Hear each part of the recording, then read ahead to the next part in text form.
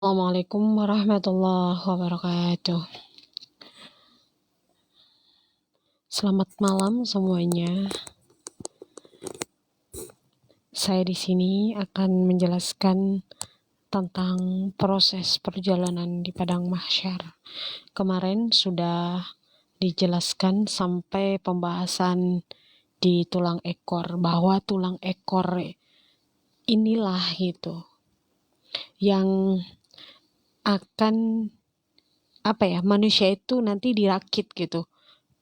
Nanti dirakit kembali pada hari kiamat. Itu lewat tulang ekor ini, karena tulang ekor itu kan ya nggak akan hancur gitu. Kemarin sudah dijelaskan. Dan sekarang saya akan membahas tentang tiupan sangkakala. Tiupan sangkakala kedua dan kebangkitan seluruh makhluk. Jadi malaikat Israfil itu diperintahkan oleh Allah untuk meniup sangkakala. Dan setelah dan begitu malaikat Israfil itu meniup sangkakala kembali, semua makhluk yang telah mati itu kembali hidup.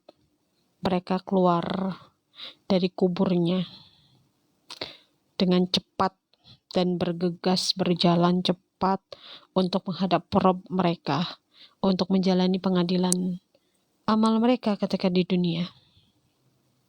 Amal-amal mereka itu nanti akan dipertanyakan, amal-amal kita semua gitu, dihitung, ditimbang, dan dibalas oleh Allah dengan balasan yang setimpal.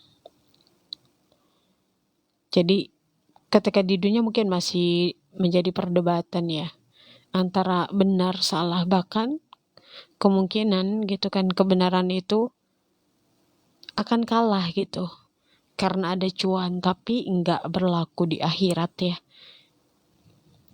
Jadi yang benar ya benar, yang salah ya salah gitu.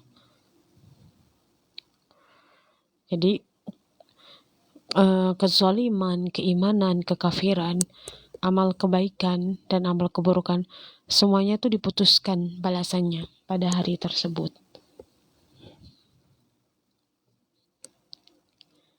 Dan di dalam Quran surat Yasin ayat 51 sampai 54, Allah menyampaikan tentang proses sangkakala ditiup. Allah berfirman yang artinya, lalu ditiuplah sangkakala, maka seketika itu mereka keluar dari kuburnya dalam keadaan hidup menuju kepada Rabb-nya. Mereka berkata, celakalah kami, siapakah yang telah membangkitkan kami dari tempat tidur kami? Kubur maksudnya ya. Inilah yang dijanjikan oleh Allah Ta'ala yang maha pemurah, dan benarlah para rasulnya. Teriakan itu hanya sekali saja, maka seketika itu mereka semua dihadapkan kepada Allah untuk dihisab. Maka pada hari itu seorang tidak akan dirugikan sedikit pun, dan kalian tidak akan diberi balasan kecuali sesuai dengan apa yang telah kalian kerjakan ketika di dunia. Jadi tiupan yang kedua ini adalah tiupan untuk membangkitkan mereka semua gitu. Kita manusia, makhluk Allah gitu.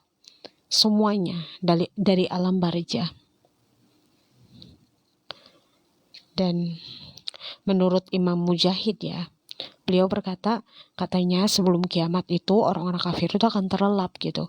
Mereka akan merasakan tidur. Dan ketika ada yang menyeru, wahai para penghuni kubur, bangkitlah kalian. Mereka pun bangun dalam keadaan ketakutan dan terburu-buru sambil menunggu keputusan Allah. Itulah makna dari firman Allah yang ditunjukkan untuk mereka.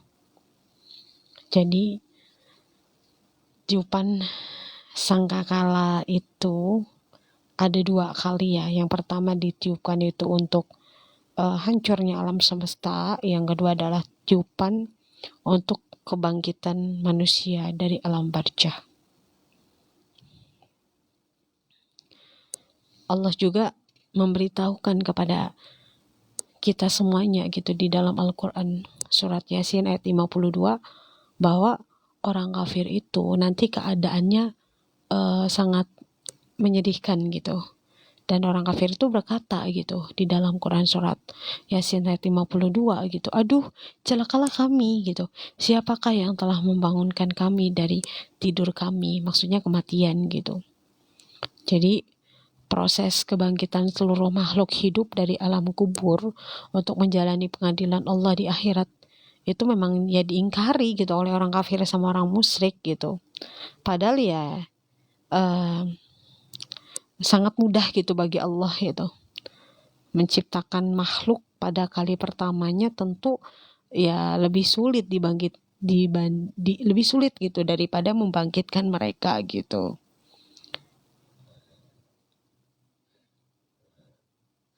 Ya kan gini loh, logikanya gini. Kalau Allah gitu mampu menciptakan seluruh makhluknya hanya dengan mengucapkan kun fayakun, maka tentunya gitu membangkitkan mereka kembali itu setelah hancur adalah jauh lebih mudah gitu bagi Allah. Dan tentunya hal ini juga dipertegas gitu di dalam Quran surat Ar-Rum ayat 27. Allah berfirman, dan dialah yang menciptakan makhluk dari permulaan, kemudian dia mengembalikannya, menghidupkannya kembali. Dan menghidupkan kembali itu adalah lebih mudah bagi Allah gitu. Jadi sudah jelas ya. Jadi kita ini semuanya makhluk Allah itu akan dibangkitkan lagi, akan dirakit kembali gitu. Sekalipun tubuh kita ini udah hancur dimakan tanah gitu. Makanya kan tulang ekor itu tidak akan pernah hancur gitu.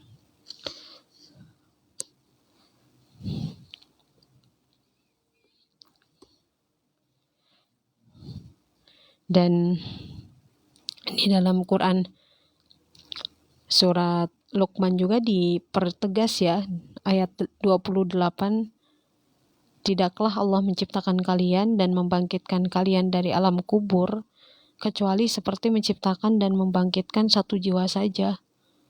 Ya betapa hebatnya Allah gitu kan. Bagi Allah ya membangkitkan atau menghidupkan manusia dari alam kubur, bermiliar-miliar jiwa manusia, bagi Allah seperti satu jiwa saja, mudah banget bagi Allah.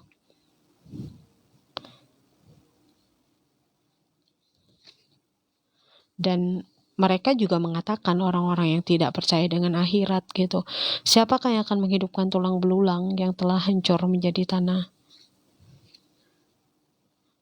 Apa Al-Quran menjawabnya? Jawablah gitu, bahwa ia akan dihidupkan kembali oleh Allah yang menciptakannya pada kali permulaan. Ini terdapat di dalam Quran surat Yasin ayat 78-79. Dan kalau ada yang bertanya, manusia yang pertama kali dibangkitkan dari alam barzah itu siapa sih, alam kubur itu? Yaitu Nabi Muhammad SAW. Sebagaimana yang dijelaskan gitu di dalam hadis yang sahih dari Abu Hurairah bahwa Rasulullah SAW bersabda, janganlah kalian melebihkan seorang nabi atas para nabi lain. Sesungguhnya sangkakala akan ditiup, maka seluruh makhluk yang ada di langit dan di bumi akan mati kecuali makhluk yang dikehendaki oleh Allah. Kemudian sangkakala ditiup sekali lagi, maka aku adalah orang yang pertama kali dibangkitkan, kata Rasulullah SAW. Atau aku termasuk orang yang pertama kali dibangkitkan, karena ternyata Nabi Musa sudah memegang tiang arsy. Aku tidak tahu apakah dia telah dibalas, dihitung dengan pingsan yang dialami saat di Gunung Tur, ataukah memang dia dibangkitkan sebelumku. Aku pun tidak mengatakan ada seorang nabi yang lebih utama dari Yunus bin Matta, itu Rasulullah SAW. Di dalam sabdanya, hadis riwayat Bukhari nomor 3162 dan Muslim nomor 4376. Dan pada saat dibangkitkan nanti gitu kan, keadaan setiap jiwa itu ya tergantung niatan dan amalannya yang dia lakukan saat dia meninggal gitu. Sebagaimana dijelaskan di dalam hadis yang sahih dari Jabir bin Abdullah, dia berkata, saya mendengar Nabi SAW, setiap hamba akan dibangkitkan menurut kondisi ketika dia meninggal. Makanya ya sebagai hamba Allah, sebagai manusia yang betul-betul beriman kepada Allah, beriman kepada kehidupan akhirat, tentunya sebaiknya gitu kita memilih jalan-jalan yang baik, yang positif gitu. Karena ya kita kan tidak tahu ajal kita itu batasnya sampai kapan, jam berapa, hari apa, dalam keadaan apa. Yang terpenting ya kitanya ketika di dunia memilih jalan-jalan yang positif, yang baik, yang Allah ridho gitu. Karena memang nanti ketika dibangkitkan itu ya sesuai dengan kondisi kita gitu saat kita meninggal gitu. Misalkan kondisinya lagi bersujud kepada Allah, nanti dibangkitkannya juga dalam keadaan bersujud kepada Allah gitu. Ya makanya kita jauhilah maksiat-maksiat gitu. Khawatir ketika melakukan maksiat, misalkan lagi berzina atau meneguk minuman khamar atau membunuh manusia lain, ternyata pada waktu itu juga Allah mengambil nyawa kita. Nauzubillah min dzalik ya. Mudah-mudahan kita diwafatkan dalam keadaan husnul khotimah, dalam keadaan baik. Ya makanya dari sekarang terus mengikuti jalan-jalan yang positif, yang baik, yang Allah ridho gitu. Dan tentunya hari kebangkitan bagi orang-orang yang beriman tentunya bukan hal yang tabu, bukan hal yang sesuatu yang baru gitu ya. Karena memang sudah dijelaskan ketika di dunia di dalam Al-Qur'annya. Tapi kalau orang-orang kafir gitu yang tidak mengimani hari akhir, tidak mengimani kebangkitan, ya bagi mereka itu hari kebangkitan itu ya peristiwa yang sangat mengagetkan gitu dan menakutkan gitu. Karena memang kan di dunianya udah nggak percaya gitu. Orang-orang yang ya tidak mempercayai Tuhan lah kalau disebut di sini gitu kan. Negeri kita tercinta mah komunis gitu. Kalau misalkan di luaran sana yang agak kerennya ateis gitu. Dan mereka ini kan yang tidak percaya dengan hari kebangkitan, tidak percaya dengan akhirat gitu. Bagi mereka gitu kan,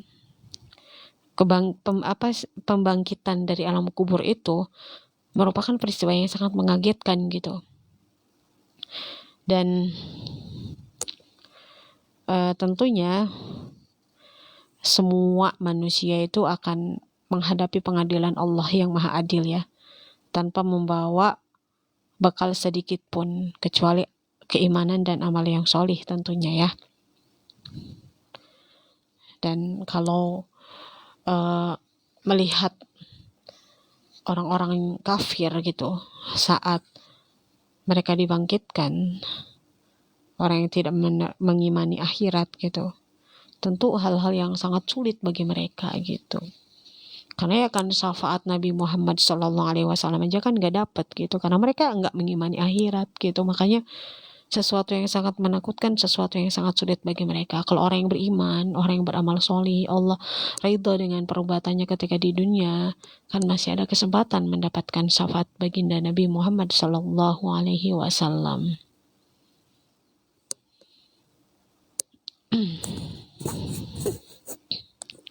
Dan apakah jin juga ikut digiring menuju padang mahsyar?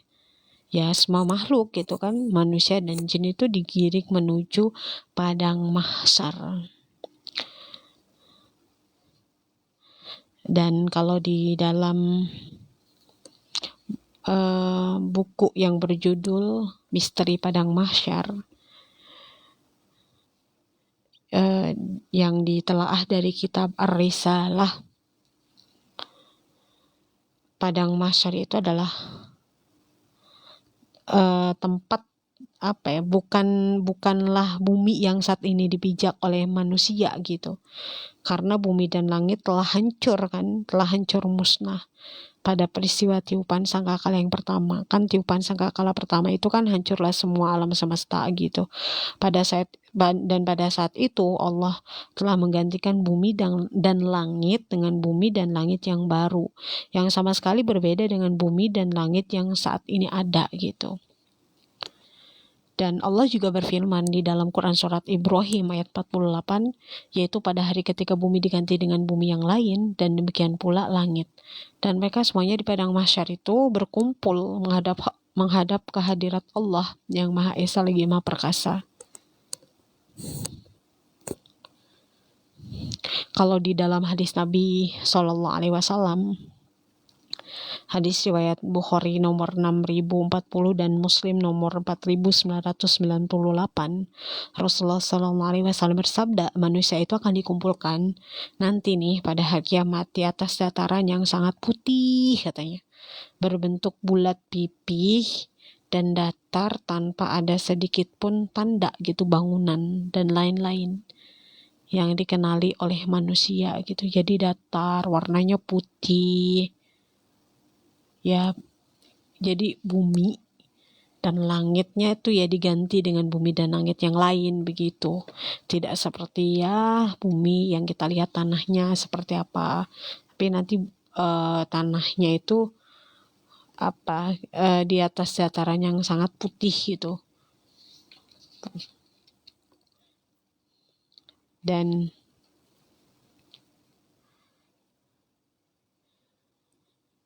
dari Aisyah juga dia berkata, katanya Aisyah ini pernah bertanya kepada Rasulullah Shallallahu Alaihi Wasallam. Kan ada firman Allah tuh ya di dalam Quran surat Ibrahim itu yang bunyinya pada hari ketika bumi diganti dengan bumi yang lain dan demikian pula langit.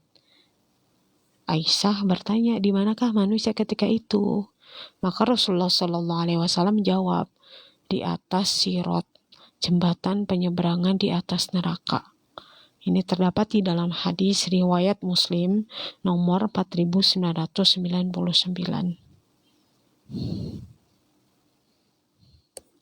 Maksudnya, kalau di dalam buku Misteri Padang Mahsyar ini yang ditelaah dari Kitab Ar-Risalah, itu sesungguhnya bumi 7 langit, bumi dan 7 langit gitu telah diganti dan dihilangkan, dan Allah akan menciptakan bumi yang lain. Jadi manusia nanti kita semua nih ya akan berada di bumi yang baru gitu setelah keberadaan mereka di atas sirat. Tentunya bumi yang baru tersebut itu ya tentu dengan kekuasaan Allah ya gitu. Bahkan katanya gitu kan bisa dimakan bumi yang baru ini. Padang mahsyar kan tadi kalau di dalam hadis itu kan putih gitu kan. Jadi bumi yang baru tersebut dengan kekuasaan Allah bisa dimakan oleh calon-calon penghuni surga selama masa mereka menunggu keputusan Allah di padang mahsyar.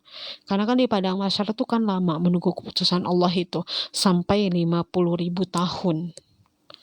Saat para calon penghuni surga menunggu keputusan Allah itu ya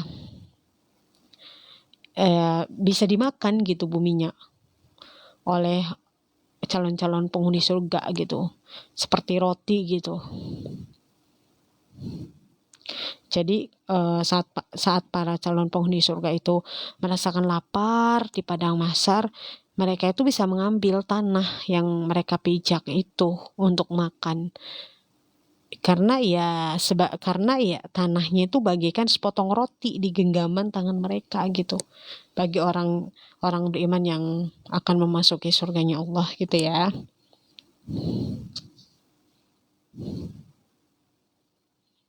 Bahkan dipertegas juga di dalam hadis riwayat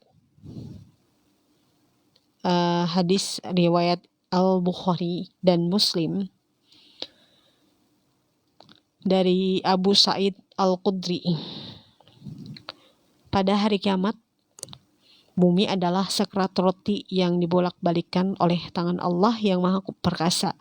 Sebagaimana salah seorang di antara kalian membolak-balikkan roti yang dia buat sebagai bekal dalam perjalanan jauh. Allah menjadikannya sebagai roti gitu, sebagai makanan bagi calon penduduk surga.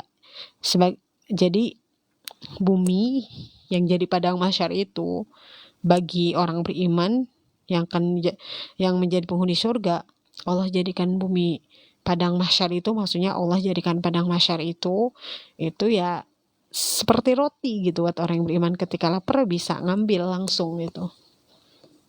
Bahkan kalau orang beriman itu yang waktunya kan 50.000 tahun ya menunggu keputusan Allah, tapi orang beriman itu ya seperti waktunya itu, kalau dalam buku ini itu waktunya dari mulai terbit matahari sampai terbenam matahari.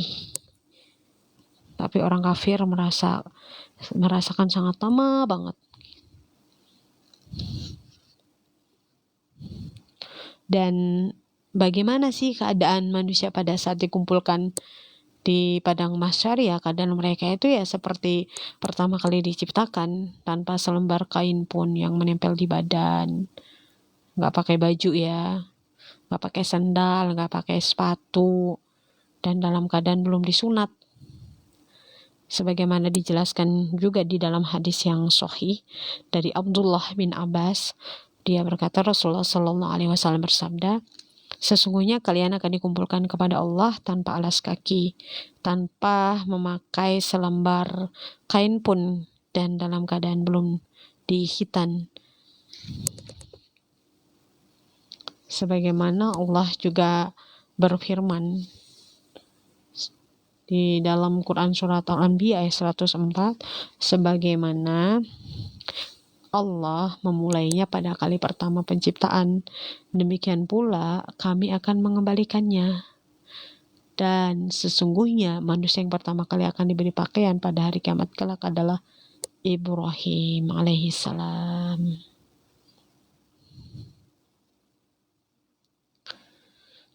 Kira-kira kalau misalkan dibangkitkan dari alam barzah, kumpul di padang mahsyar, kan semuanya kan nggak ada yang memakai sehelai baju pun gitu, nggak ada yang pakai baju gitu, nggak nutup aurat lah, nggak ada satu orang pun yang pakai sepatu sandal, nggak ada gitu, semuanya telanjang gitu.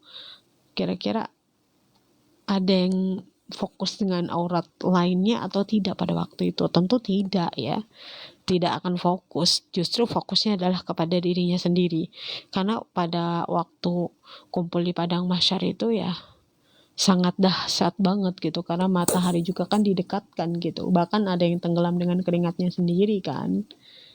Jadi ya gak ada seorang pun gitu yang punya keinginan gitu atau punya kesempatan untuk melihat aurat orang lain, gak ada.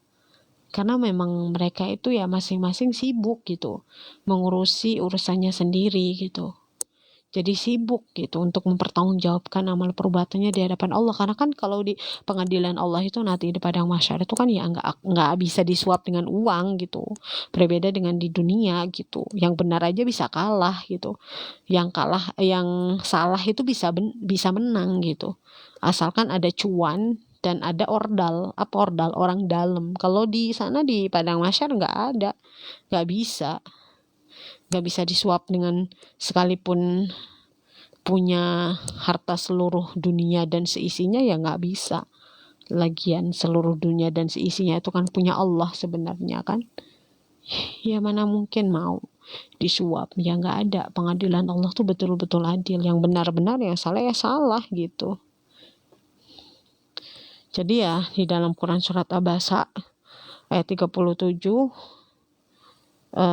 yang artinya setiap orang pada hari itu menghadapi urusan yang menyibukkan dirinya. Jadi sibuk gitu. Gimana gak sibuk, wong neraka aja udah dinyalakan. Bahkan dalam keterangan lain sekarang nih ya, neraka kalau misalkan dibuka selubang jarum aja, maka seluruh alam dunia ini beserta isinya akan terbakar gitu. Ya gimana itu, neraka didekatkan, udah dibuka gitu, menggelegak, mendidih gitu. Ya tentu gak akan fokus dengan aurat yang lain gitu ya. Jadi fokusnya kepada diri sendiri, gimana biar selamat.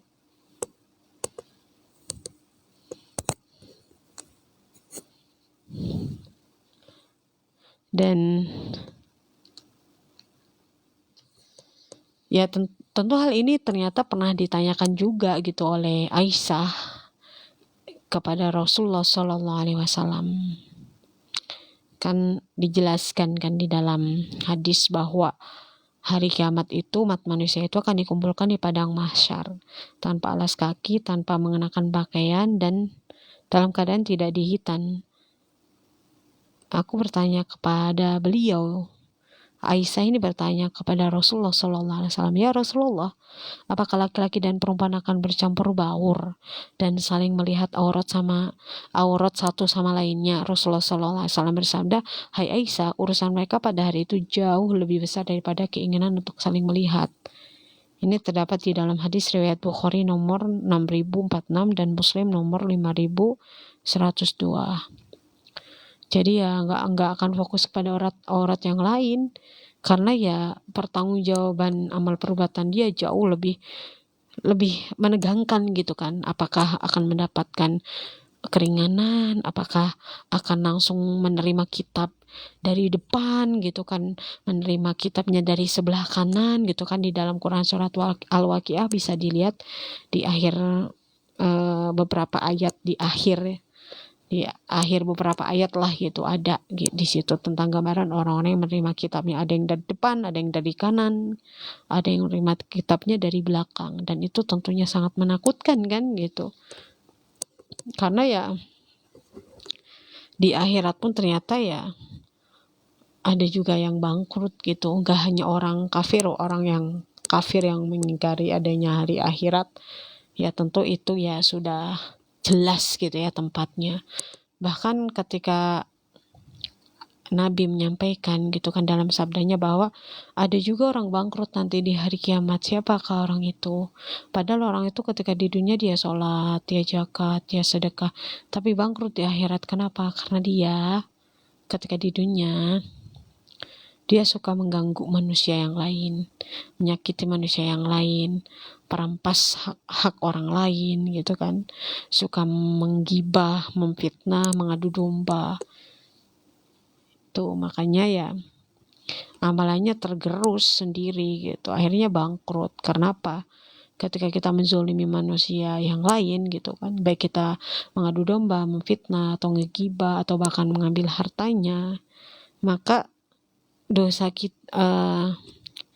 orang yang dizolimi itu, dosanya, keburukannya akan diberikan kepada orang yang menzolimi, dan kebaikan orang yang menzolimi ini akan diberikan kepada orang yang dizolimi. Itu paham kan? Makanya bangkrut. Makanya ya fokuslah kepada ibadah kita lah gitu, memperbaiki diri dan juga menjaga diri dan keluarga dari api neraka. Itu juga kewajiban kita gitu, menasehati kaum muslimin dan muslimat ketika mereka lalai dari perintah dan larangan Allah. Tentu kita kewajiban untuk mengingatkan mereka. Dan orang-orang yang bertakwa itu nanti dikumpulkan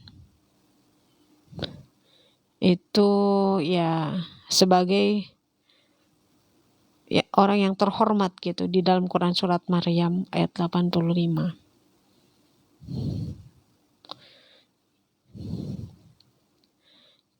Kenapa kok bisa terhormat gitu dikumpulkannya gitu orang-orang yang bertakwa kepada Allah itu? Ya kan manusia itu nanti dikumpulkan di padang mahsyar itu kan sangat beragam gitu ya, macam-macam gitu, tergantung tingkat keimanan mereka gitu, tingkat keimanan dan amal soleh mereka semasa hidup di dunia. Ada juga Allah mengumpulkan orang-orang yang benar-benar dimuliakan gitu, yaitu orang-orang yang bertakwa. Jadi diperlakukan seperti seorang utusan raja gitu loh, diperlakukan, dimuliakan gitu. Dan di dalam Al-Quran surat Maryam ayat 85 juga dijelaskan gitu bahwa orang-orang yang bertakwa itu dikumpulkannya nanti terhormat gitu. Bahkan menurut sahabat Nabi ya, Ali bin Abi Thalib sekaligus mantunya Rasulullah SAW, kata beliau, orang yang bertakwa itu tidak dikumpulkan dengan berjalan kaki, dan juga tidak dihalau dengan secara kasar gitu. Mereka dikumpulkan dengan mengendarai kendaraan yang terbagus, yang belum pernah dilihat keindahan seperti itu sebelumnya. Dihiasi oleh hiasan-hiasan emas, permata yang indah berkilau. Dan berbeda gitu dengan orang-orang yang ngaku Islam gitu, tapi ketika di dunianya banyak berbuat dosa, dan orang-orang yang mengingkari hari kebangkitan, tidak beriman kepada Allah, tidak beriman kepada akhirat, akan dikumpulkan dalam keadaan bermuka muram gitu. Bermuka muram durja, ya gimana enggak bermuram durja ya, karena memang pada saat itu ya dikumpulkan, nanti ditimbang amal perbuatannya, nanti ya akan melewati jembatan Shiratal Mustaqim. Tentunya orang yang mengingkari akhirat dan orang yang ngaku-ngaku Islam ketika di dunia, tapi ya baca Quran aja nggak bisa, sholat aja nggak pernah gitu, kenal nabinya aja nggak kenal gitu, ya tentu akan mendapatkan balasan yang setimpal gitu.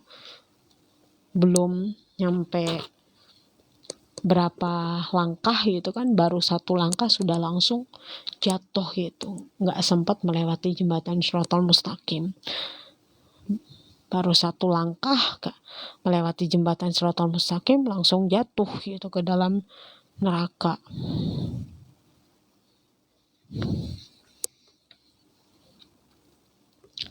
Dan kondisi pada saat itu tentunya yang paling mengenaskan itu kan orang-orang yang kafir gitu, orang yang tidak mengimani Allah gitu, tidak mengimani akhirat gitu.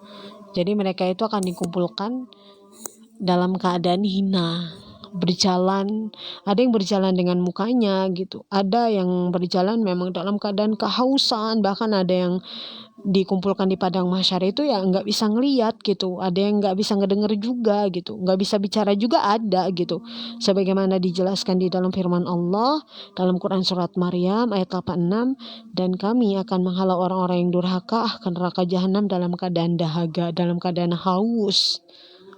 Bahkan di dalam Quran surat Al-Isra ayat 97 Allah berfirman, dan kami akan mengumpulkan mereka pada hari kiamat diseret atas muka mereka dalam keadaan buta, bisu dan tuli. Tempat kediaman mereka adalah neraka jahanam. Dan di dalam Quran surat Al-Furqan juga dijelaskan orang-orang yang dihimpunkan ke neraka jahanam dengan diseret atas muka-muka mereka, mereka itulah orang-orang yang paling buruk tempatnya dan paling sesat jalannya.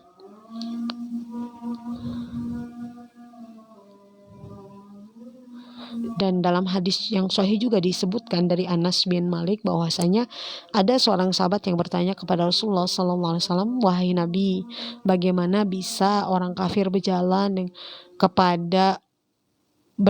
gitu dengan wajahnya gitu. Rasulullah SAW menjawab, bukankah Allah yang membuatnya mampu berjalan di atas kedua kakinya? Dan Allah juga mampu untuk membuatnya berjalan dengan mukanya pada hari kiamat kelak. Ini hadis riwayat Bukhari nomor 6042 dan Muslim nomor 5020. Jadi memang ada yang berjalan dengan mukanya nanti pada hari kiamat.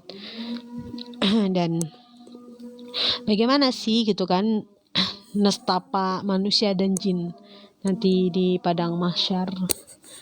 Tentunya nanti akan saya jelaskan ke part berikutnya karena sudah salawatan dan menjelang azan isya juga. Saya tutup dulu pembahasan tentang misteri padang mahsyarnya, nanti akan dilanjutkan kembali. Terima kasih yang sudah mengikuti dan mendengarkan tentang misteri padang mahsyar ini.